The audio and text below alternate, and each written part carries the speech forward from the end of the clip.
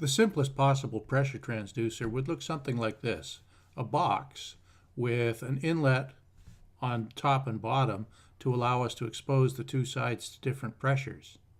In the middle, we'll have a diaphragm here that's got some mass, and depending on the pressure difference between this side and that side, this diaphragm will move. So if P1 is greater than P2, it'll push downwards. If P2 is greater than P1, it'll push upwards. And the force that it pushes with will depend on the surface area of that diaphragm. Now there's some kind of flexible material over here that's keeping these two areas of the box separate, and it's springy to allow that mass to move up and down. So we can imagine that there's some spring constant associated with that elastic motion there, so that the further we move it, the stronger the force is to try to pull it or push it back to where it was. So this springy part, if the pressure pushes it down, the spring will push back up. If the pressure pushes it up, the spring will tend to pull it back down. And if this is in equilibrium, it'll be fairly simple to figure out what's going on.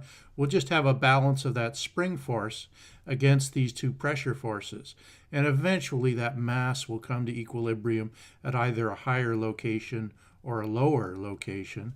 And that difference in location will tell us what the difference in pressures will be. So, from that force balance, our difference in pressures,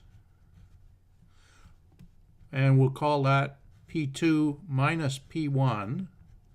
So P2 minus P1 pushes upwards, positively upwards on this area, and that P2 minus P1 times the area would be the upward force, and the spring force, it'll exert a downward force depending on how much y has gone up from the initial starting point of y equal to 0. So the force going downwards will be k times y. The higher up it is, the more the spring force pulls down. And if we divide that by the area, then we'll get the pressure. So that's if we're in equilibrium. We're much more interested in knowing the dynamics of this pressure transducer. How quickly is it going to get to this equilibrium state? And to do that, we'll have to look at that force balance and the acceleration of this mass. So we've got our usual F equals ma. We can always start there. Or if we turn that around the other way, we'll have A equal to F divided by m. Now that acceleration, that's the derivative of the vertical velocity with time. Or we can write that in the dot format that we sometimes use. That's v dot. That means it's the time derivative, the first time derivative of the velocity. Or that's the second time derivative of the position. So we can write y double dot as being equal to, well, there's the force going upwards on the diaphragm due to the pressure. That's P2 minus P1 times the area. And we want the force divided by the mass, so divided by the mass. That's the force that's acting upwards due to the pressure. Now, there's also going to be some other forces acting due to the springy thing here. If it's already been displaced upwards, then there's going to be a spring force times y acting in a downwards direction, so negative, and we have to divide that by m because of the F over m there.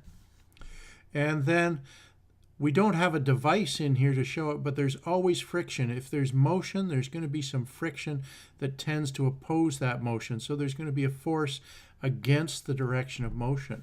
So there'll be some damping force c times the vertical velocity v, and it'll have a negative sign on it because friction goes in the opposite direction of the motion.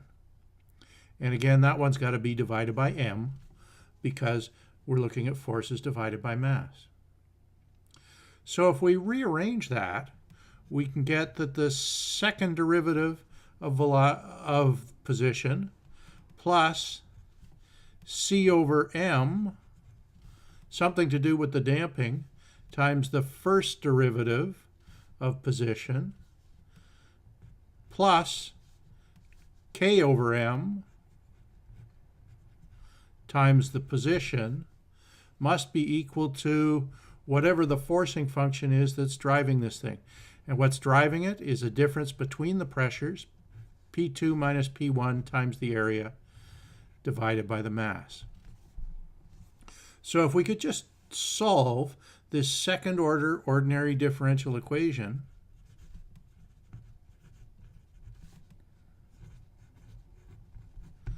then we could find out how the system is moving with time. Now, if it's a second order ordinary differential equation, we're also going to need to know something about our starting conditions. So it's an initial value problem.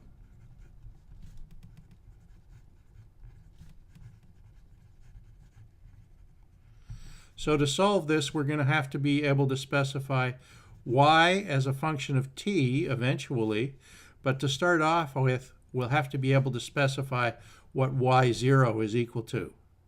So where is the pressure transducer's diaphragm initially?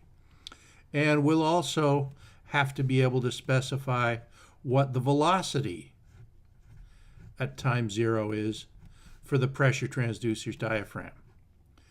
And the easiest way to get to those? Well, we can take that from our equilibrium. The position will be whatever puts it in equilibrium with the pressure that was previously applied, and the velocity will be 0 because it's in equilibrium. So we can take this really simple model for a pressure transducer and look at how it will perform if we apply changing pressures on here. How quickly will it catch up with the applied pressure? How quickly will it measure what's really going on in our system?